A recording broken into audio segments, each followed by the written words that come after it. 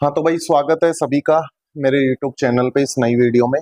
पिछली वीडियो में हमने 20 क्वेश्चन तक डिस्कस कर लिए थे। तो आज आपकी स्क्रीन पे जो नीट के जो क्वेश्चंस हैं इलेक्ट्रोस्टैटिक्स के, उसमें क्वेश्चन नंबर 21 आपके सामने है। स्टार्ट करते हैं यहाँ से। देखो क्वेश्चन 21 क्या कह रहा है। Electric field eight a distance 3r/2 from the centre of A charge conducting spherical shell of radius r is E।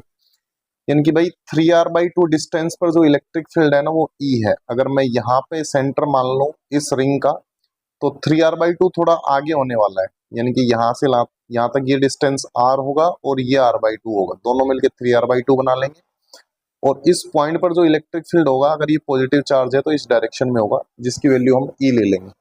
इस सेल की के ऊपर जो चार्ज है वो मान लो पॉजिटिवली चार्ज है। इस तरीके से तो हमें पता है जो इलेक्ट्रिक फील्ड होता है वो अवे फ्रॉम द चार्ज होता है पॉजिटिव की केस है। अब कह रहा है electric field eight a distance r/2 from centre. भाई r/2 यानी कि यहाँ इसके अंदर ही बताना है हमें, इस पॉइंट पर, यानी कि इस सर्कल पे आप किसी भी पॉइंट पर क्या बता सकते हो, इलेक्ट्रिक फील्ड बता सकते हो। तो हमें पता है अंदर तो इलेक्ट्रिक फील्ड जीरो ही होता है भाई। तो अंदर किसी भी पॉइंट पर आप कैलकुलेट करना चाहो, क्योंकि अंदर तो कोई चार्ज है नहीं, गॉस थ्योरम या गॉस लॉ यहाँ पे अप्लाई करोगे तो ये जो इमेजिनरी सरफेस आएगा, ठीक है ना, इसमें कोई चार्ज कंटेन नहीं होगा, तो इलेक्ट्रिक फील्ड यहाँ पे क्या हो जाएगा, जीरो। तो ऑप्शन नंबर 1 है वो यहाँ पे हमें करेक्ट दिख रहा है। आगे बढ़ते हैं। सिंपल क्वेश्चन था। Question number 22। भाई ये इंटरेस्टिंग क्वेश्चन है। इसमें कह रहा है जो ए के बी वाला पोर्शन, यानी कि ये वाला पोर्शन है ना रिंग का, ये वाला, इसकी वजह से सेंटर पर इलेक्ट्रिक फील्ड ई है। तो मान लो ये पॉजिटिवली चार्ज है। क्वेश्चन में तो दिया नहीं तो कुछ तो मानना पड़ेगा हमें। नेगेटिवली चार्ज से भी आप इसको कर सकते हो, डायरेक्शन अपोजिट हो जाएगी और कुछ नहीं बस। मान लो ये पॉजिटिवली चार्ज्ड है तो इसकी वजह से इलेक्ट्रिक फील्ड हमें पता है इस वाली डायरेक्शन में आएगा, सिमेट्री से, ठीक है ना। इस सब का जो इलेक्ट्रिक फील्ड है उसका कंपोनेंट इधर की ओर आएगा, ये वाला जो है। दूसरा, अब ये कह रहा है इसकी वैल्यू जो है ई है। अब कह रहा है सेंटर पर इलेक्ट्रिक फील्ड जीरो है। Electric field at the centre due to charge on the part ACDB। अच्छा, ACDB की वजह से पूछा है, और सेंटर पर देखो जीरो कहीं दिया होगा।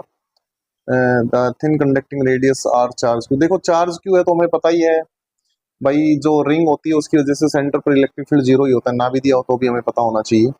अब कह रहा है इतने से पोर्शन की वजह से इलेक्ट्रिक फील्ड ई है, तो जो बचा कुचा पोर्शन है, यानी कि ये वाला जो पोर्शन हमारा रह गया रिंग का, इसकी वजह से इलेक्ट्रिक फील्ड क्या होगा। तो हम बताएं नेट इलेक्ट्रिक फील्ड जीरो होना है, तो भाई इसकी वजह से भी तो ई होना चाहिए अपोजिट डायरेक्शन में, इस वाली डायरेक्शन में ई ही होना चाहिए, ताकि ये दोनों एक दूसरे को क्या कर दें, यहाँ पे कैंसिल आउट कर दें।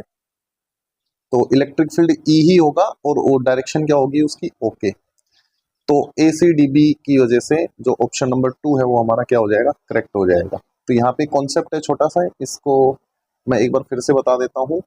अगर कोई भी चार्ज रिंग आपको दी हुई है इस प्रकार से, और आपसे बोला जाए कि यहाँ से एक छोटा सा पोर्शन मैं एलिमिनेट कर दूं, बाकी रिंग की वजह से जो इलेक्ट्रिक फील्ड है वो ई आ रहा है इस वाली डायरेक्शन में, मान लीजिए अगर ये पॉजिटिवली चार्ज रिंग है, तो ये जो छोटा सा चार्ज बच गया, छोटा सा पोर्शन बच गया, तो इसकी वजह से निश्चित रूप से इलेक्ट्रिक फील्ड किधर होगा, इधर होगा।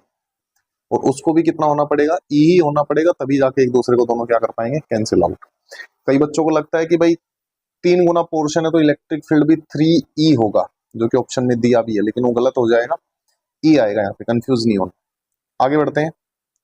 Question number 23। hollow metal cell of sphere radius r is uniformly charged. The electric field due to sphere at a distance r। अब देखो जो डिस्टेंस है ना वो वेरी कर रहा है, तो हमें पता है अंदर जो इलेक्ट्रिक फील्ड होता है, ठीक है, क्या क्या बात कर रहा है किसकी, इलेक्ट्रिक फील्ड अंदर तो भाई जीरो ही रहेगा, अंदर तो कोई चार्ज हमारे पास है नहीं, तो zero as r increases for r less than r। यानी कि यहाँ से लेके यहाँ तक जो इलेक्ट्रिक फील्ड है वो कितना रहने वाला है, जीरो रहने वाला है। उसके बाद जब बाहर जाएंगे या इस सरफेस पे होंगे, तो यहाँ पे जो इलेक्ट्रिक फील्ड होगा ना सरफेस पे, वो क्या होगा, मैक्सिमम इलेक्ट्रिक फील्ड होगा, और उसकी वैल्यू होने वाली है KQ/r²। उसके बाद जब मैं और बाहर की ओर जाऊंगा तो डिस्टेंस मेरा बढ़ेगा, तो जो इलेक्ट्रिक फील्ड होगा वो किसके इनवर्सली प्रोपोर्शनल होगा, r² के, तो घटेगा, तो डिक्रीज होगा बाद में r greater than r। Last वाले नीचे वाले ऑप्शन में इंक्रीज लिखा है तो ये गलत हो जाएगा, तो ऑप्शन नंबर 3 है वो हमारा करेक्ट हो जाएगा। इसका ग्राफ भी अगर हम यहाँ पे बनाना चाहें किस किस के बीच में भाई, डिस्टेंस और इलेक्ट्रिक फील्ड के बीच में। ये मान लीजिए इलेक्ट्रिक फील्ड है और ये डिस्टेंस r है। तो शुरू में तो इलेक्ट्रिक फील्ड हमारा क्या है भाई, जीरो है, यहाँ से लेके यहाँ तक, तो ये जीरो वाली लाइन आएगी यहाँ पे। उसके बाद एकदम से इलेक्ट्रिक फील्ड क्या हो जाएगा, इंक्रीज हो जाएगा। कौन से वाले पॉइंट पे, r बराबर कैपिटल R वाले पॉइंट पे। और उसके बाद स्क्वायर पावर में क्या होगा, डिक्रीज होगा इस प्रकार से। इनकी ये वाला जो पोर्शन है ना, ये आपका E प्रोपोर्शनल टू 1/r² वाला पोर्शन। तो ग्राफ भी इसका कुछ इस तरीके से आता है। आगे बढ़ते हैं, question number 24। Two parallel infinite line charge भी linear density plus lambda and minus lambda. तो यहाँ पे दो लाइन चार्ज हमें दिए हुए हैं। एक लाइन चार्ज हमारे पास दिया हुआ है प्लस लैम्बडा, दूसरा माइनस लैम्बडा, और दोनों पैरेलली रखे हुए हैं। तो इलेक्ट्रिक फील्ड पूछा है हमसे कौन से पॉइंट पे, मिड पॉइंट पे। इसका जो बीच वाला पॉइंट है, जो मिड पॉइंट है, वहां पे इलेक्ट्रिक फील्ड कितना होगा। तो एक बार इसको हम कॉपी कर लेते हैं।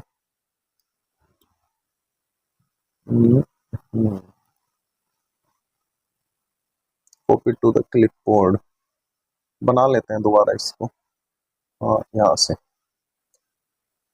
भाई, एक सेकेंड।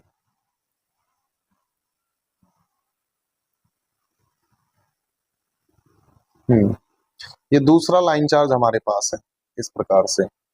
तो ऊपर वाले का जो चार्ज है ना, इसका जो चार्ज डेंसिटी हो प्लस लैम्बडा है, और नीचे वाले का चार्ज डेंसिटी क्या है, माइनस लैम्बडा है।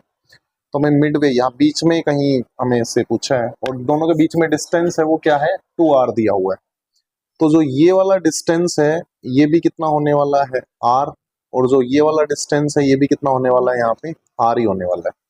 तो देखो इलेक्ट्रिक फील्ड हमें पता है, लाइन चार्ज की वजह से जो इलेक्ट्रिक फील्ड होता है, ये कोई लाइन है, इसके ऊपर कोई चार्ज है, पॉजिटिव चार्ज है मान लो।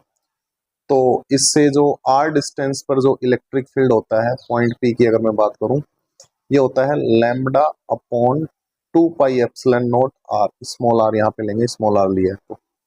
अब देखो प्लस की वजह से तो इलेक्ट्रिक फील्ड नीचे की ओर आएगा, इस वाली डायरेक्शन में, E बोल देता हूँ जिसको मैं। और जो माइनस है उसकी वजह से भी तो इलेक्ट्रिक फील्ड डाउनवर्ड आएगा, क्योंकि माइनस की वजह से जो चार्ज जो होता है ना, उसकी तरफ होता है इलेक्ट्रिक फील्ड। तो जो टोटल इलेक्ट्रिक फील्ड होगा वो E प्लस ई हो जाएगा, यानी कि जो E नेट होगा इस सेंटर पॉइंट, वो किसके बराबर होगा, 2E। 2E का मतलब 2 लैम्बडा अपॉन 2πε0 r। तो 2 से 2 कैंसिल आउट हो जाएगा, तो this will be lambda upon πε0 r। Unit अगर पूछे यहाँ पे दी हुई है तो न्यूटन पर कूलम, ऐसा यूनिट की अगर बात करें तो कौन सा है भाई, नीचे πε0 r। ऑप्शन नंबर 4 हमारा क्या हो जाएगा यहाँ पे, करेक्ट ऑप्शन हो जाएगा। आगे बढ़ते हैं, spherical conductor of radius 10 centimetre, charge इतना दिया, distributed uniformly, what is the magnitude of electric field eight A point 15 centimetre from the. अब देखो, क्योंकि जो पॉइंट है ना जहां पे हमें इलेक्ट्रिक फील्ड कैलकुलेट करना है, वो हमारा स्फीयर से बाहर है। अब स्फीयर की रेडियस से हमें कोई लेना देना नहीं, तो इस पॉइंट पे हमें कैलकुलेट करना है। और इस पॉइंट का जो डिस्टेंस है ना सेंटर से, r बराबर कितना, 15 सेंटीमीटर। सेंटीमीटर को किस में चेंज कर लेते हैं, मीटर में चेंज कर लेते हैं। तो फॉर्मूला लगा देंगे इस P पॉइंट पर इलेक्ट्रिक फील्ड का, क्या हो जाएगा, सिंपली KQ/r²। तो K की वैल्यू कितनी होती है भाई, 9 × 10⁹ Q यानी कि चार्ज, कितना चार्ज है, 3.2 × 10⁻⁻7, और अपॉन हो जाएगा r² यानी कि इसका स्क्वायर आएगा। तो 15 का स्क्वायर 225, और इसका स्क्वायर हो जाएगा 10⁻⁻4। ठीक है, तो 25 नाम में 225, 9 से कट जाएगा भाई, ये कैंसिल आउट, 9 एकम 9, और ये 25 नाम 225 होता है। और ये पहले 10⁻⁻ का निपटारा कर लेते हैं। ये 7 है, 4 है, तो ऊपर -3 बचेगा, और 9 में से 3 गया 6, और 32 को भी कंसिडर कर लेते हैं। तो इसको मैं लिख सकता हूँ, पहले तो इसको 32/25 लिख लेते हैं, न्यूमेरिकल वैल्यू है। देखो 7 में से 4 गया, वैल्यू -3 बचेगी, तो 10⁻9 × 10⁻3, और एक इसका आएगा पॉइंट का 3.2 का, इसका आएगा 10⁻1। तो जो 32/25 होता है, 25 एकम 25, 7, तो 25 2 50, 20, 25 8 200, 1.28, और 10⁻9 में से 4 गया तो 5। और ऐसा यूनिट की बात करूं तो दिस विल बी न्यूटन पर कूलम। तो ये हमारा इलेक्ट्रिक फील्ड आ जाएगा। थोड़ी कैलकुलेशन है, बाकी आप देख सकते हैं क्वेश्चन तो सिंपल ही है।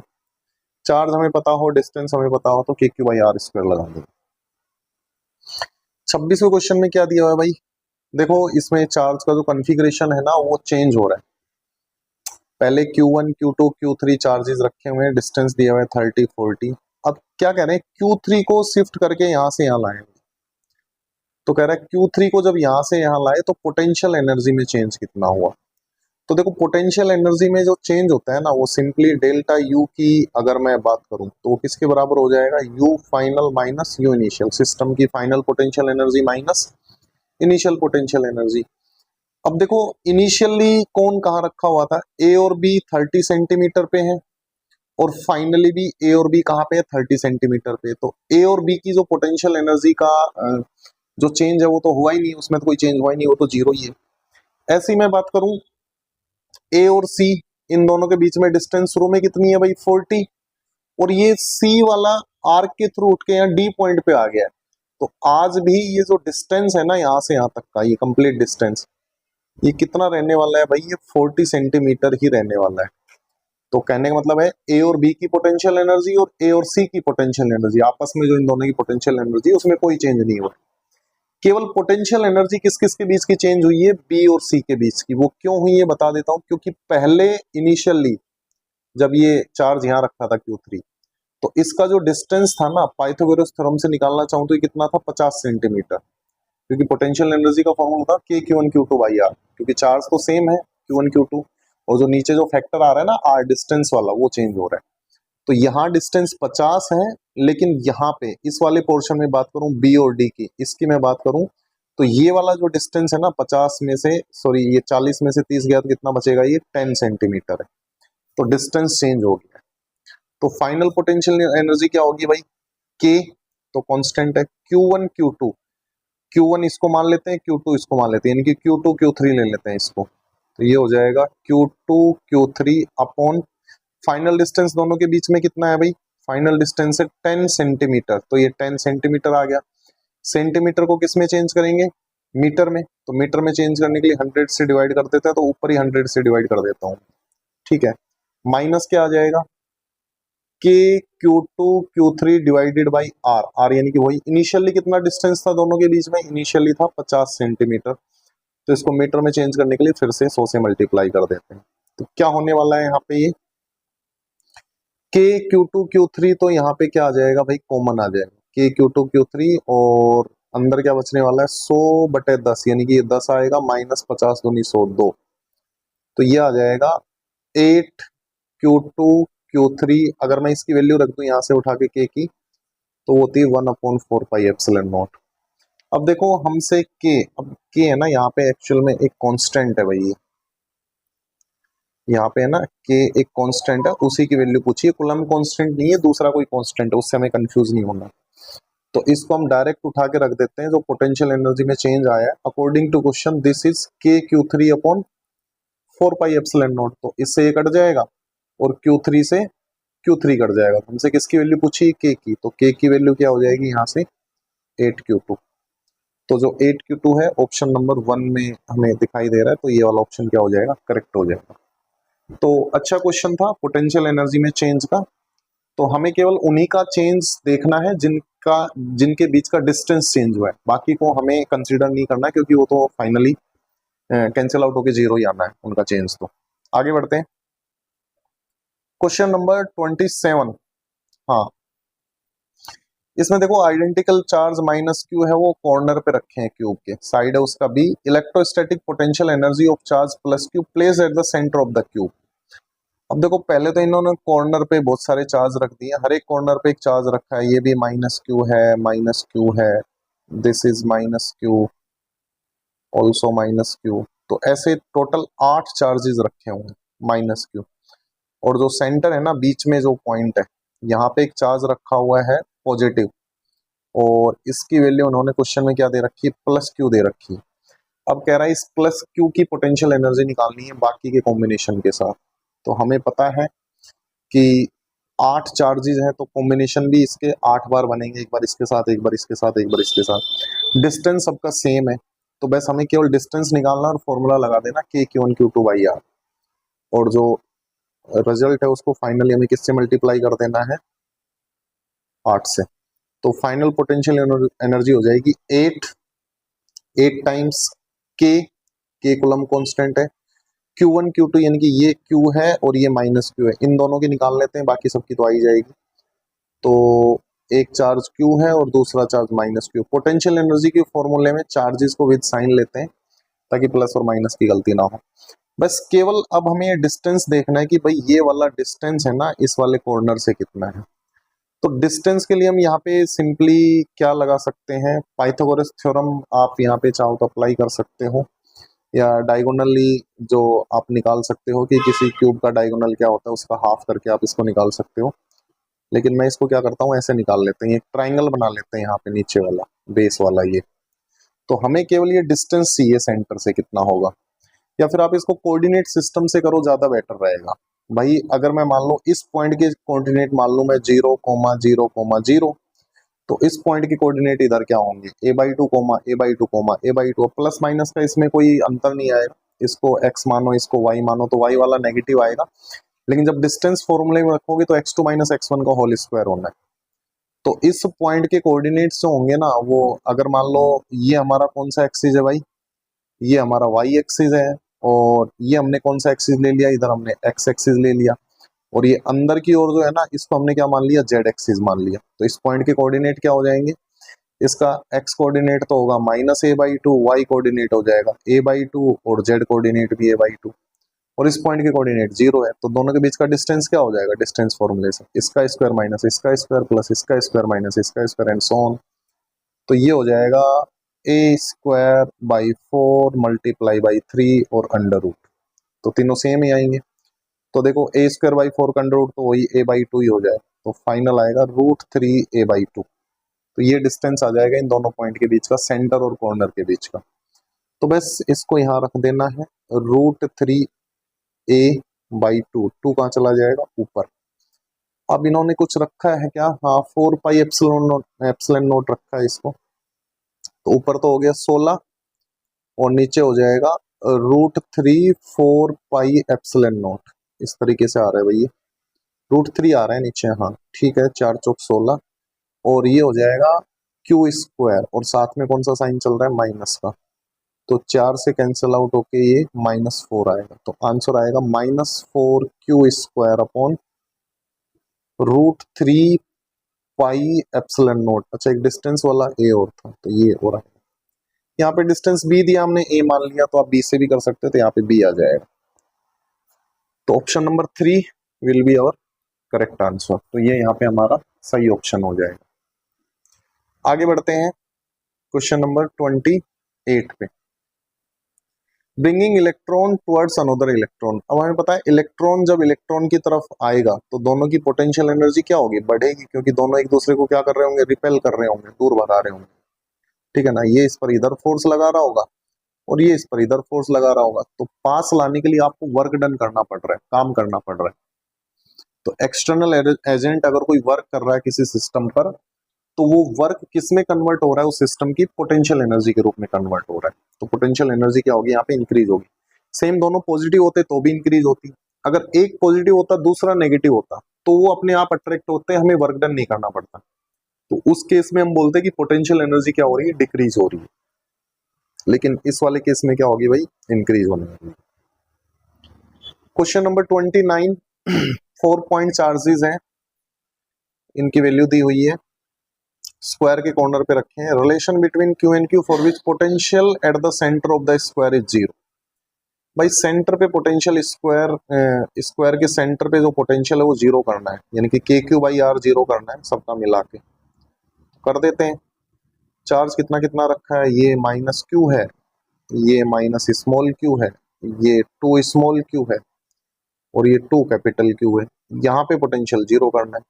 तो पहले एक बात बताओ मेरे को, सबका जो डिस्टेंस है सेंटर से सेम होगा या अलग अलग अलग होगा, क्योंकि डिस्टेंस तो सेम ही होने वाला है, सिमेट्री है भाई, स्क्वायर है। ये भी R होने वाला है और ये भी कितना होने वाला है, R होने वाला है। तो बस यहाँ पे रख दो, अगर सेंटर O है तो potential at O should be 0, उसके लिए पहले इसका पोटेंशियल लिख लेते हैं माइनस क्यू वाले का, तो ये हो जाएगा माइनस के क्यू बाई आर। देखो पोटेंशियल और पोटेंशियल एनर्जी के फॉर्मूले में चार्ज हमेशा विद साइन आता है। उसका लिख लेते हैं ऊपर वाले का माइनस के क्यू अपॉन आर, इस वाले को लिख लेते हैं plus 2 k q upon R, और इसका क्या हो जाएगा plus 2 k small Q upon R बराबर 0। अब देखो आर आर आर तो कैंसिल आउट हो जाएगा, के भी कैंसिल आउट हो जाएगा, तो क्या बचेगा यहाँ पे बचेगा माइनस क्यू, यहाँ बचेगा minus capital Q plus 2 capital Q plus 2 small Q बराबर 0। तो इन दोनों को सॉर्ट आउट करेंगे तो प्लस का क्यू बचेगा, इन दोनों को करेंगे तो क्या बचेगा प्लस का स्मॉल क्यू बराबर 0। 2 क्यू में से क्यू गया तो कैपिटल क्यू किसके बराबर आ जाएगा माइनस ऑफ स्मॉल क्यू। तो this will be our final answer. तो ये रिलेशन होगा, ऑप्शन नंबर 1 दिख रहा है भाई हमें, ये करेक्ट हो जाएगा। अब चलते हैं क्वेश्चन नंबर 30 पे। भाई देखो 4 चार्जेस रखे हैं plus Q minus Q, distance क्या दिया हुआ है 4 electrical charge plus Q minus minus, corner पे रखे हैं साइड 2l पे, और पॉइंट ए पर हमें क्या निकालना है इलेक्ट्रिक पोटेंशियल निकालना है। वही पोटेंशियल का क्वेश्चन है, Midway between 2 charges plus Q and plus Q.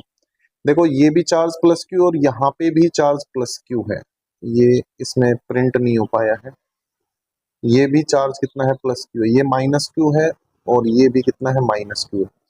तो इस पॉइंट पर पोटेंशियल निकालना है पॉइंट ए पर, तो सबसे पहले हमें डिस्टेंस पता होनी चाहिए सारे चार्जेस से।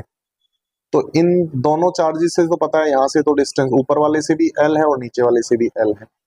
इस वाले चार्ज से डिस्टेंस कितना होगा ये वाला, इसकी मैं बात करूं तो ये एल है ये 2l है, तो पाइथागोरस थ्योरम से ये क्या हो जाएगा, ये हो जाएगा under root 5l by 2l का स्क्वायर प्लस l का स्क्वायर, अंडर रूट लेंगे उसका।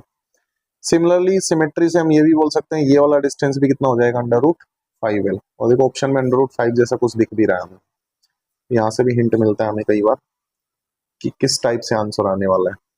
तो इस पॉइंट को अगर मैं यहाँ पे P नाम दे दूं, ये जो मिड पॉइंट ए नाम ऑलरेडी इन्होंने दिया हुआ है, तो ए पॉइंट ही नाम दे लेते हैं। ए पॉइंट पर जो पोटेंशियल होगा वो चारों की वजह से होगा, पहले इन दोनों का लिख लेते हैं, इन दोनों का आएगा के क्यू बाई एल प्लस के क्यू बाई एल, ठीक है, प्लस अब इन दोनों का लिख लेते हैं, तो इनके चार्ज में माइनस है तो माइनस ऑफ के क्यू बाई डिस्टेंस कितना है भाई रूट 5l, और प्लस उसका भी उतना ही है के into minus Q root 5l। तो देखो सारे में से के क्यू बाई एल कॉमन निकाल लो भाई, तो क्या बचेगा यहाँ 1 + 1, ये तो हो जाएगा 2, माइनस ये कितना है ये -1 बाई रूट 5 है और ये भी -1 बाई रूट 5 है, तो ये कितना हो जाएगा 2 बाई रूट 5 हो जाएगा। 2 को कॉमन निकालना है क्या, हाँ देखो 2 अंदर नहीं, 2 को बाहर निकालना हुआ है, तो 2 को भी बाहर निकाल लेते हैं अपन, के क्यू बाई एल 2 बाहर आ गया तो अंदर क्या बचेगा 1 - 1 बाई रूट 5। अब ऐसा ऑप्शन में है, माइनस तो केवल इसी में आ रहा है और बाकी सारी चीजें भी मैच कर रही है। अब देखो के की वैल्यू इन्होंने रख रखी है 1/4 बाई एप्सिलॉन नॉट, तो यहाँ से के की वैल्यू रख रखी है और 4 को 2 से कैंसिल आउट भी नहीं किया है, दोनों को रखा हुआ है, तो अपन भी इसको रखा रहना नहीं है। तो option number 3 is our correct option. Question number 31 पे बढ़ते हैं। The variation of electrostatic potential with radial distance R from the centre of a positively charged metallic thin shell. अब भाई देखो थिन सेल है तो हमें पता है पोटेंशियल जो होता है अंदर इलेक्ट्रिक फील्ड 0 होता है, तो पोटेंशियल क्या हो जाएगा कांस्टेंट हो जाएगा, और वो उतना ही रहेगा जितना सरफेस पे रहेगा। तो कांस्टेंट किस में है भाई, एक तो इसमें है कांस्टेंट और एक इसमें है, दो ग्राफ में है शुरू वाले, इनमें तो चेंज हो रहा है पोटेंशियल, तो ये दोनों तो वैसे ही गलत हो जाएंगे, ये वाला और ये वाला। तो अब इन दोनों में से एक सही होगा, यहाँ पे देखो पोटेंशियल 0 है, ये ग्राफ 0 पे है, तो 0 थोड़ी होता, अंदर तो इलेक्ट्रिक फील्ड 0 होता है, पोटेंशियल तो होता है, तो ये वाला ऑप्शन हमारा सही हो जाएगा। उसके बाद हमें पता है पोटेंशियल क्या होता है, लगातार डिक्रीज होता है, तो अंदर जो पोटेंशियल है वो होता है V बराबर के क्यू बाई आर। ये किसके लिए होता है, जब आपका जो स्मॉल r है वो 0 से बड़ा हो और r से छोटा या r के बराबर हो, ये तो ये होता है, ठीक है।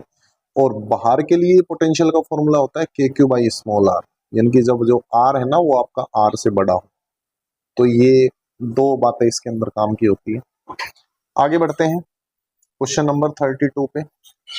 hollow metallic sphere of radius 10 is charged such that potential of its surface is 80 volt. The potential at the center of the sphere would be. hollow metallic cell दिया हुआ है, रेडियस कितना दिया हुआ उसका 10 सेंटीमीटर, पोटेंशियल सरफेस पे जो potential है 80 है। तो हमें पता है अगर मेटेलिक स्फीयर है और सरफेस पे पोटेंशियल 80 है तो अंदर भी पोटेंशियल क्या रहने वाला है 80 ही रहने वाला है। अभी थोड़ी देर पहले हमने देखा है कि अंदर जो पोटेंशियल है वो कांस्टेंट रहता है, वो सरफेस के पोटेंशियल के बराबर ही होता है। तो यहाँ पे भी आंसर कितना आ जाएगा हमारा 80 वोल्ट आने वाला है। तो ऑप्शन नंबर जो 1 है वो हमारा क्या हो जाएगा, करेक्ट हो जाएगा। अगला question, hollow conducting sphere radius r1 and r1 r2 से बहुत बड़ा है, have equal charges, the potential would be. तो पोटेंशियल किस पर सेम होगा, ठीक है ना, दोनों पे चार्ज इक्वल है। तो भाई हमें पता है पोटेंशियल का फॉर्मूला क्या होता है, V बराबर होता है KQ बाई R। इसको हाइट में ले लेते हैं, यानी कि जो पोटेंशियल है वो R के इनवर्सली प्रोपोर्शनल है, रेडियस के इनवर्सली प्रोपोर्शनल है, चार्ज दोनों का अगर सेम हो तो वही है, रेडियस जिसका ज्यादा होगा उसका पोटेंशियल उतना ही कम होगा। तो क्या बोल रहा है, R1 is greater than R2, तो हम क्या कहेंगे V1 is much much less than V2। तो पोटेंशियल मोर नहीं, मोर ऑन स्मॉलर स्फीयर। अब देखो स्मॉलर कौन सा है भाई, ये जो R1 जिसका बड़ा है वो तो हमारा कौन सा स्फीयर होगा, ये तो बिगर होगा, और ये क्या होगा स्मॉलर होगा। स्मॉलर पर पोटेंशियल ज्यादा है, देखो इसका रिलेशन ये है, तो V2 ज्यादा है स्मॉलर पर, तो बिल्कुल सही है, पहला ऑप्शन हमारा क्या हो जाएगा करेक्ट। और इसमें लिखा है more on bigger sphere, bigger sphere ये इस पे पोटेंशियल कम है, मोर नहीं है, तो इन दोनों में थोड़ा कंफ्यूजिंग बना के लिखा हुआ है, तो इसको हमें केयरफुली अटेम्प्ट करना है इस प्रकार के क्वेश्चंस को। आगे बढ़ते हैं। An electric dipole is placed as shown in diagram this and this 3, 3 and 5 centimetre. Electric potential 100 volt की टर्म्स में बताना है पॉइंट P पर। अब देखो पॉइंट P है ना, इस प्लस Q से कितना दूर है और माइनस Q से कितना दूर है, उसके अकॉर्डिंग हम पोटेंशियल निकाल लेंगे। तो जो पॉइंट P पर जो पोटेंशियल होने वाला है, पोटेंशियल एट पॉइंट P, वो किसकी वजह से होगा, potential due to plus Q और plus potential due to minus Q। तो प्लस Q की वजह से हो जाएगा KQ divided by R। R यानी कि डिस्टेंस कितना है भाई, ये टोटल यहाँ से यहाँ तक 5 है, ये 3 है, तो 5 में से 3 गया, तो ये वाला जो डिस्टेंस है कितना बचने वाला है, ये वाला डिस्टेंस यहाँ से लेके यहाँ तक 2 सेंटीमीटर होने वाला है, ठीक है। तो ये हो जाएगा 2 सेंटीमीटर। 2 सेंटीमीटर, सेंटीमीटर को किस में चेंज करना है मीटर में, तो 100 से ऊपर मल्टीप्लाई कर देते हैं। माइनस क्यों ले रहा हूं, क्योंकि दूसरा चार्ज नेगेटिव है।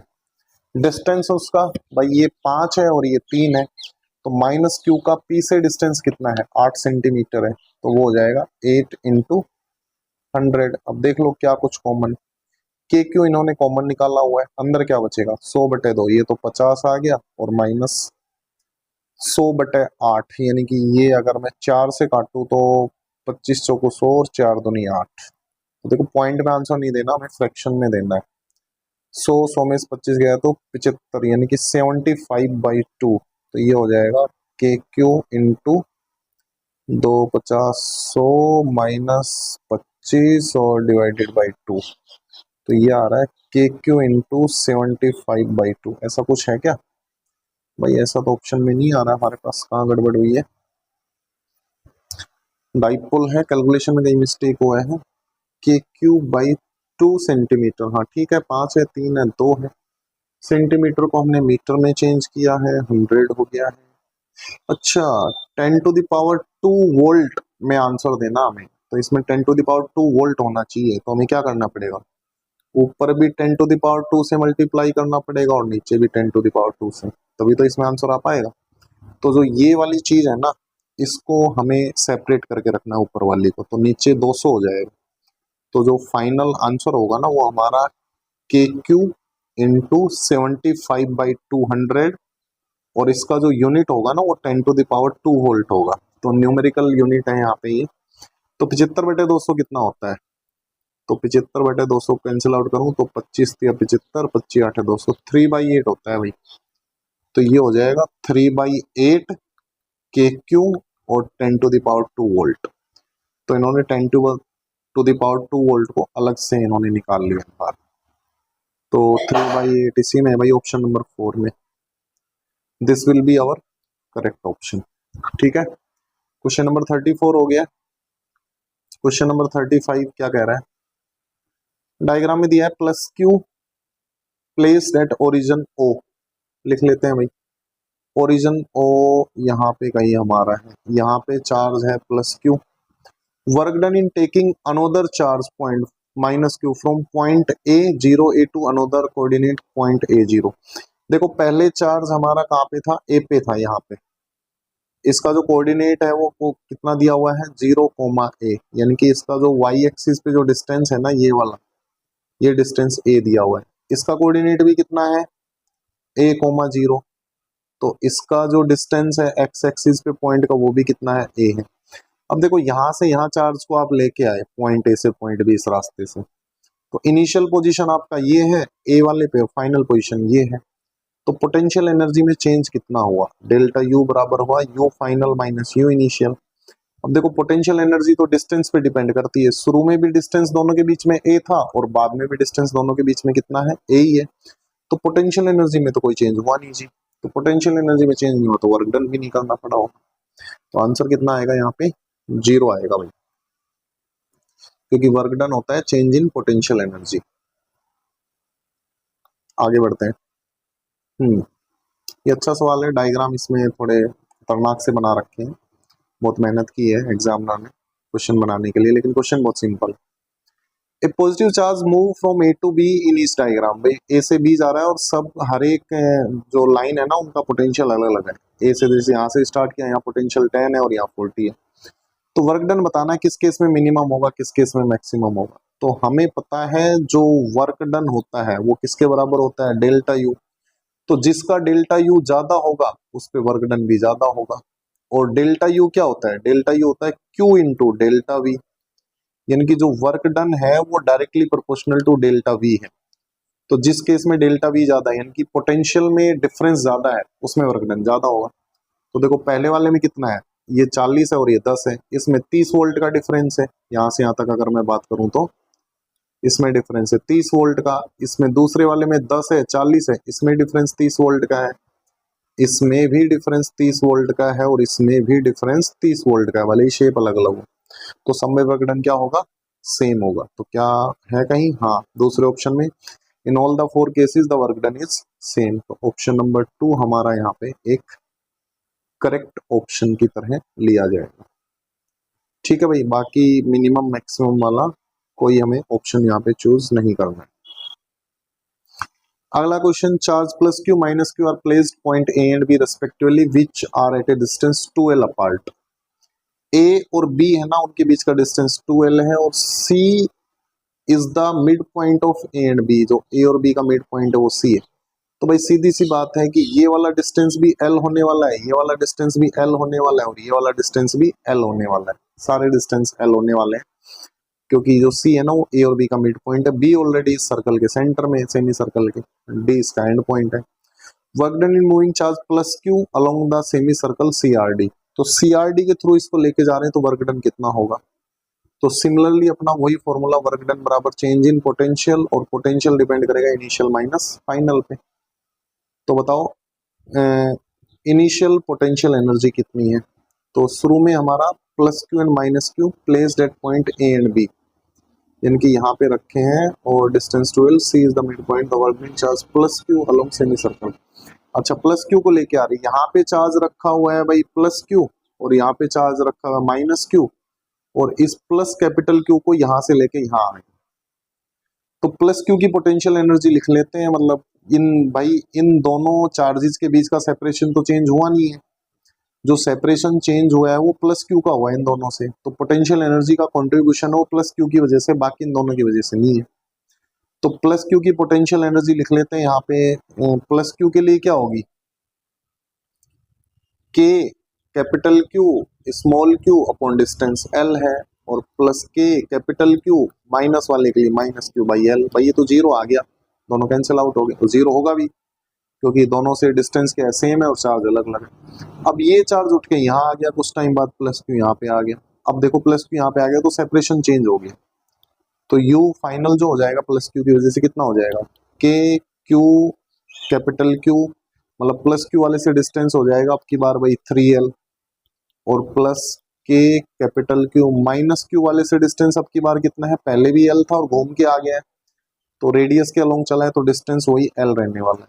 तो यू फाइनल किसके बराबर हो जाएगा, देखो के क्यू बाई L हमारा कॉमन आ जाएगा, 1/3 और -1, तो ये आ जाएगा माइनस का 2/3, माइनस का 2/3, और कुछ दिया है कि हाँ के की वैल्यू रख रखी है भाई इन्होंने, के की वैल्यू रख देते हैं 1/4πε0, और क्यू बाई एल हमारा चल ही रहा है, तो 2 से 2 बार कट गया, नीचे 6 बन जाएगा, माइनस क्यू बाई 6πε0 एल।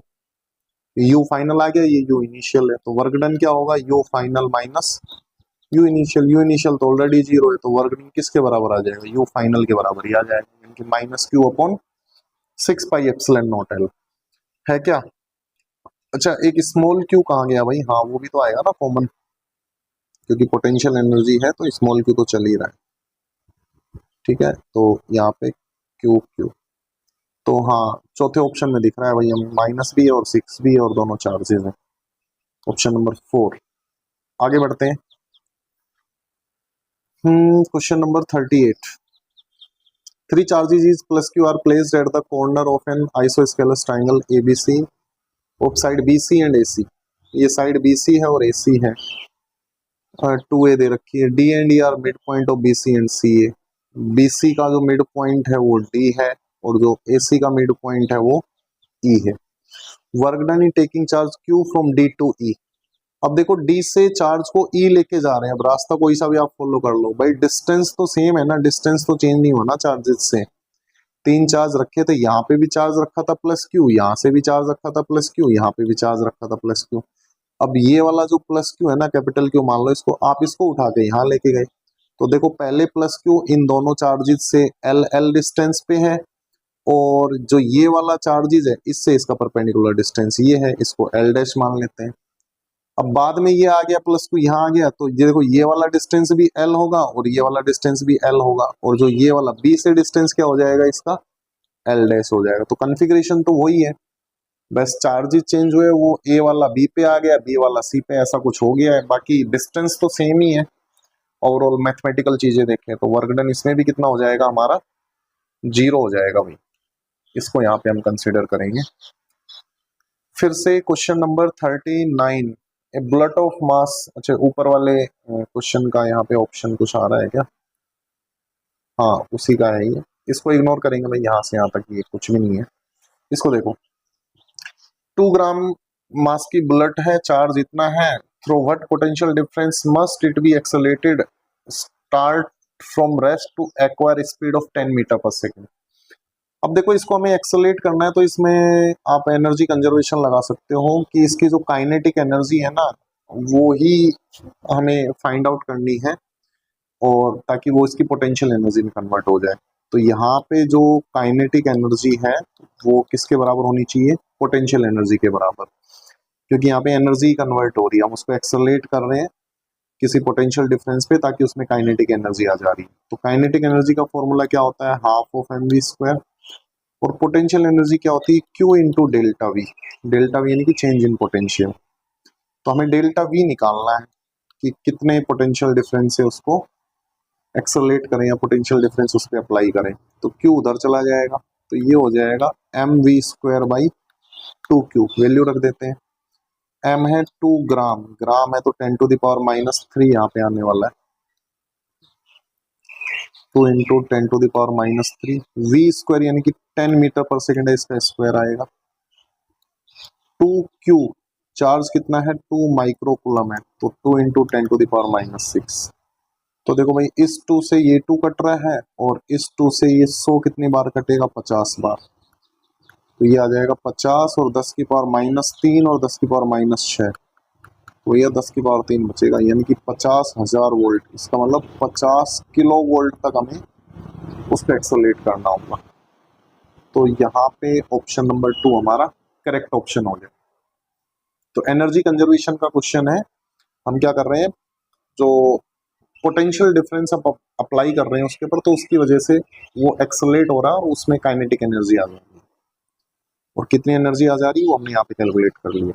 आगे बढ़ते हैं, question number 40, there is an electric field E in x direction, the work done in moving charge to 0.2 coulomb through a distance 2 meter along the line making angle this and this 4 joule, then what is the value of E? तो यहाँ पे हमसे work done पूछा है x axis के along, उसको हम चला रहे हैं, जो इलेक्ट्रिक फील्ड है वो हमारा एक्स एक्सिस के अलोंग यानी कि इस डायरेक्शन में, और उसकी वैल्यू हमें उन्होंने कितनी दे रखी है, अच्छा वैल्यू हमें निकालनी है भाई इलेक्ट्रिक फील्ड की। तो एक बात बताओ, जब हम इसको मूव कराएंगे, जब हम इसको चलाएंगे इलेक्ट्रिक फील्ड के अंदर, तो कितना फोर्स उसके ऊपर लगने वाला है, फोर्स लगने वाला है QE। अगर कोई Q चार्ज है इलेक्ट्रिक फील्ड E में रखा है तो उस पे फोर्स किसके बराबर लगता है, QE के बराबर लगता है। चार्ज इतना है और उसकी डायरेक्शन में हम उसको चला रहे हैं, ठीक है ना।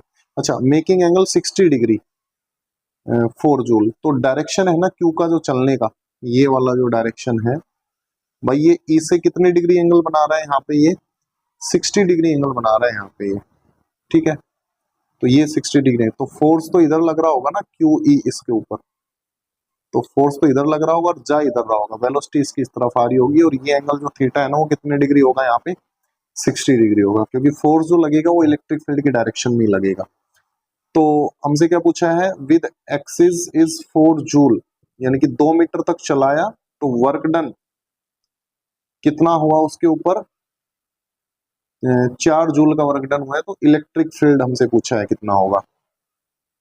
तो सिंपली कर लेते हैं हम, तो QE फोर्स इधर लग रहा है, तो इधर कंपोनेंट कितना आएगा फोर्स का, वो आएगा QE cos थीटा। तो वेलोसिटी की डायरेक्शन में जो फोर्स लग रहा है वो एक्चुअल में QE नहीं लग रहा है, वो लग रहा है QE cos थीटा। तो force in the direction of velocity, तो वो किसके बराबर लगेगा, QE cos थीटा के बराबर लगेगा। और वर्क डन होता है फोर्स इनटू डिस्प्लेसमेंट, तो ये हो जाएगा QE cos theta into displacement, और वो कितना दिया हुआ है, 4 जूल हमें दिया हुआ है, तो सबकी वैल्यू रख देते हैं हम। तो Q की वैल्यू कितनी है भाई, 2 कूलम है, तो 0.2 है, तो ये हो जाएगा 2/10। E तो हमें निकालना है, cos 60 कितना होगा, 1/2। D कितनी दूर तक हमने उसको घसीटा है, V का मतलब है 2 और बराबर है 4, तो यहाँ से E अब आ जाना चाहिए मेरे हिसाब से। देखो 2 से 2 कट गया, और 2 2 जा 4, और 10 उधर जाके मल्टीप्लाई हो जाएगा, तो E बराबर आ जाएगा 20, और ऐसा यूनिट की बात करूं तो न्यूटन पर कूलम। तो इसमें कॉन्सेप्ट इतना ही था, हमें फोर्स जो है ना वो QE नहीं लेना है, वो एक्चुअल में जिस डायरेक्शन में जा रहा है उस डायरेक्शन में लेना है, तो QE cos थीटा हो जाएगा। तो आ रहा है क्या, हाँ 20 न्यूटन पर coulomb is the right answer. Question number 41, electric potential at a point in free space due to charge q coulomb is this and this, the electric field at that point। हमें electric potential दिया हुआ है और हमसे क्या पूछा है, उस पॉइंट पर इलेक्ट्रिक फील्ड पूछा है। अच्छा क्वेश्चन है, इंटरेस्टिंग क्वेश्चन है, देखो क्या है ये, electric point in free space due to charge q coulomb। अब इस चार्ज को ना पॉइंट चार्ज ले लेते हैं, अब इसमें दिया नहीं तो हमें कुछ ना कुछ तो अजम्पशन लेने ही पड़ेंगे। q है और फ्री स्पेस में है, और जो पोटेंशियल है ना, यहाँ पे जो पोटेंशियल है V इस पॉइंट पर, वो कितना दिया हुआ है, ये जो चार्ज है ना इसका कितना टाइम्स है, वो 10⁻11 वोल्ट है, ठीक है। तो यूनिट को रहने देते हैं, ऐसा यूनिट नहीं है। इलेक्ट्रिक फील्ड पूछा है, अब देखो अगर ये डिस्टेंस मान लो R है, तो V का फॉर्मूला क्या होता है भाई, V बराबर होता है KQ/R। तो यहाँ से Q से Q हम कैंसिल आउट कर सकते हैं, तो सिंपली हम यहाँ से R की वैल्यू निकाल सकते हैं। तो R बराबर क्या आ जाएगा, K/10⁻11, क्योंकि हमें R ही चाहिए इलेक्ट्रिक फील्ड निकालने के लिए, क्योंकि इलेक्ट्रिक फील्ड अगर हमें इस पॉइंट P पर निकालना है, पोटेंशियल तो दिया हुआ है, इलेक्ट्रिक फील्ड होने वाला है KQ/R²। तो KQ/R² होने वाला है, तो सिंपली हो जाएगा KQ/R², यानी कि K का स्क्वायर और अपॉन 10⁻11 का स्क्वायर, तो ऊपर चला जाएगा तो 10⁻22 हो जाएगा। तो भाई एक के से एक के कट भी जाएगा यहाँ पे, तो Q/K और 1 के यानी के होता है 1/4 पाई एप्सिलॉन नॉट, तो 4 पाई एप्सिलॉन नॉट ऊपर चला जाएगा और 10⁻22 और यूनिट या तो न्यूटन पर कूलम या इधर दिया है जो वोल्ट पर मीटर। तो ऐसा कुछ आ रहा है क्या ऑप्शन में? हाँ, पहला ही ऑप्शन दिख रहा है 4 pi epsilon not Q into 10⁻22। तो पहला ऑप्शन यहाँ पे करेक्ट हो जाएगा। काफी इंटरेस्टिंग क्वेश्चन है, सही लगा मेरे को क्वेश्चन, ये घुमाने वाला क्वेश्चन है। अगर आपको ये चीज क्लिक नहीं हो रही है, ये वाली बात कि हम पोटेंशियल को के क्यू बाई आर रख दे और वहां से आर निकाल के फिर इलेक्ट्रिक फील्ड निकाल, तो फिर क्वेश्चन नहीं हो पाएगा। आगे बढ़ते हैं। Question number 42, in a certain space region of space volume इतना, इलेक्ट्रिक पोटेंशियल इतना है, throughout the magnitude of electric field in this region. देखो कई बच्चों को लग सकता है कि ये पिछले जैसा क्वेश्चन है, लेकिन इसमें पिछले क्वेश्चन जैसा कुछ नहीं है। इलेक्ट्रिक पोटेंशियल 5 वोल्ट दिया है थ्रू आउट, मतलब पूरे उस स्पेस के अंदर जो इलेक्ट्रिक पोटेंशियल है वो कांस्टेंट है। और हमें पता है अगर V हमारा कांस्टेंट होता है तो इलेक्ट्रिक फील्ड कितना होता है वहां पे, उस पॉइंट पे, उस स्पेस में 0 होता है। तो इसका करेक्ट ऑप्शन यहाँ पे 0 हो जाएगा। ज्यादा कुछ करने की इसमें जरूरत है नहीं, कैलकुलेशन वगैरह। यहाँ थ्रू आउट जो वर्ड है ना, इसको हमें पिक करना था कि पूरे इस स्पेस में इलेक्ट्रिक पोटेंशियल कांस्टेंट है तो इलेक्ट्रिक फील्ड 0 होगा। आगे बढ़ते हैं। द इलेक्ट्रिक पोटेंशियल V दिया हुआ है इन स्पेस, और V का जो रिलेशन है ना वो x के साथ दिया हुआ है। कैसे करके दिया हुआ है? V बराबर दिया हुआ है 4x²। तो हमसे पूछा है इस पॉइंट पर इलेक्ट्रिक फील्ड क्या होगा। तो पोटेंशियल से फील्ड निकालने का एक फॉर्मूला होता है, E बराबर होता है -dV/dr। R यहाँ पे हो सकता है पोजीशन, अगर ये x एक्सिस के अलोंग है तो dV/dx हो जाएगा, y के अलोंग है तो dV/dy हो जाएगा, एंड सो ऑन। तो ये हो जाएगा -d/dx, और v की जगह कितना रख देंगे हम यहाँ पे x²। इनकी इसका डिफरेंशिएशन करना है बस, तो इसका डिफरेंशिएशन हो जाएगा -8x, और x की वैल्यू रख देते हैं यहाँ पे। देखो 102 पॉइंट दिया हुआ है, तो x की वैल्यू कितनी है यहाँ पे 1, तो ये हो जाएगा -8। ठीक है, तो इलेक्ट्रिक फील्ड नेगेटिव आ रहा है। अच्छा, इसमें एक डायरेक्शन और आती है साथ में, जब ये करते हैं ना dV/dr, तो इसमें डायरेक्शन भी आ जाता है, i cap, j cap, k cap. अब ये x एक्सिस के अलोंग हो रहा है, ठीक है, तो इसलिए इसमें डायरेक्शन यहाँ पे ऐड हो जाएगा i कैप वाला। यहाँ पे भी i कैप आएगा और यहाँ पे भी i कैप, तो -i कैप मतलब -x एक्सिस के अलोंग। तो 8 दो में दिया है, एक में पॉजिटिव x एक्सिस, एक में नेगेटिव x एक्सिस। तो हम केयरफुली जो नेगेटिव x एक्सिस वाला ऑप्शन है उसको हम चूज करेंगे यहाँ पे। क्वेश्चन नंबर 44 में क्या है? ABC 3 पॉइंट्स है, यूनिफॉर्म इलेक्ट्रिक फील्ड है, द इलेक्ट्रिक पोटेंशियल इज। अब देखो इलेक्ट्रिक फील्ड हमारा लेफ्ट से राइट है, तो मैं इसको इस तरीके से समझाता हूँ कि भाई इलेक्ट्रिक फील्ड इधर है, यानी कि यहाँ कोई पॉजिटिव चार्ज रखा होगा, यहाँ कोई नेगेटिव चार्ज रखा होगा, इस प्रकार से।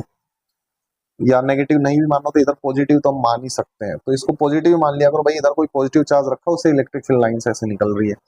अब देखो बी वाला पॉइंट उसके बहुत पास है, तो यहाँ पे इलेक्ट्रिक फील्ड इलेक्ट्रिक जो पोटेंशियल है वो ज्यादा होगा, VB।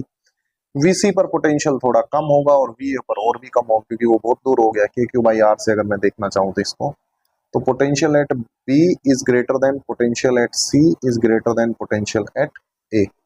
क्या लिखा है? मैक्सिमम एट B, बिल्कुल सही बात है। सेम बिल्कुल गलत है। मैक्सिमम एट A पर तो मिनिमम है। मैक्सिमम एट C, नहीं C तो दोनों के बीच का है। Option number 3। पोटेंशियल दिया हुआ है, V का फॉर्मूला मतलब V का एक्सप्रेशन दिया हुआ है, V बराबर दिया हुआ है 6xy minus y plus 2yz करके दिया है। तो हमें 110 पर हमें क्या बताना है? हमें पोटेंशियल बताना है, इलेक्ट्रिक फील्ड बताना है। तो इलेक्ट्रिक फील्ड का फॉर्मूला वही E बराबर माइनस, अब इसमें देखो एक्स वाई जेड तीनों आ रहे हैं, तो del V by del X करके हमें करना पड़ेगा। इसमें del V by del X I cap minus del V by del Z, sorry यहाँ पे आएगा जे कैप, और माइनस जेड नहीं आएगा, वाई आएगा यहाँ पे, del V by del Z K cap. तो एक बार इसका x के रेस्पेक्ट में करो, देखो पूरे का x के रेस्पेक्ट में करना है, केवल पहले वाली टर्म का करके नहीं छोड़ देना, वरना गलत हो जाएगा। तो इसका करेंगे x के रेस्पेक्ट में, सब कांस्टेंट हो जाएगा। तो ये हो जाएगा भाई -6y, इसका x के रेस्पेक्ट में करेंगे 0, इसका x के रेस्पेक्ट में करेंगे 0, तो इसमें तो एक ही टर्म आएगी -6y आई कैप माइनस। अब इस पूरे का करना है y के रेस्पेक्ट में, तो इसका करेंगे तो ये तो आ जाएगा 6x, ब्रैकेट में ले लेते हैं इसको, इसका y के रेस्पेक्ट में करेंगे ये आ जाएगा -1, इसका y के रेस्पेक्ट में करेंगे ये आ जाएगा 2z, यानी कि y का हो जाएगा डिफरेंशिएशन, बाकी सब कांस्टेंट रहेंगे, तो इसके साथ आएगा j कैप माइनस। अब देखो इसमें z नहीं है, इसमें z नहीं है, केवल इसमें z है, तो इसका हो जाएगा 2y और z है तो k कैप। अब वैल्यू रख दो सीधी उठा के, x की जगह 1, y की जगह 1, z की जगह 0, तो ये हो जाएगा -6, यहाँ पे 1 रखना है, तो ये हो जाएगा -6 आई कैप माइनस, यहाँ पे 1 रखना है, 6 - 1 प्लस ये 2 इंटू जेड, जेड की जगह 0, तो 0 हो जाएगा जे कैप -2, वाई की जगह 1 के कैप, तो ये हो जाएगा -6 आई कैप 6, तो 6 में से एक गया 5, -5 जे कैप -2 के कैप, तो इसमें से हम माइनस कॉमन ले लेते हैं, तो ऑप्शन 2 हमें यहाँ पे मैच होता हुआ दिखाई दे रहा है। तो 6 आई कैप प्लस 5 जे कैप प्लस 2 के कैप, तो ऑप्शन 2 हमारा यहाँ पे करेक्ट ऑप्शन हो जाएगा। तो आई होप ये सॉल्यूशन आपको समझ आ रहा होगा, आया होगा। तो 45 क्वेश्चंस हमने डिस्कस कर लिए हैं, तो 22 क्वेश्चंस के समथिंग और बचे हैं, तो अगली वीडियो में हम उनको डिस्कस करेंगे। तब तक के लिए आप इन सॉल्यूशंस का मज़ा लीजिए और चैनल को सब्सक्राइब कीजिए, नए हैं तो वीडियो को लाइक कीजिए और अपने दोस्तों को शेयर कीजिए। चलो अगली वीडियो आने तक के लिए सभी का धन्यवाद, मिलते हैं अगली वीडियो में, थैंक यू।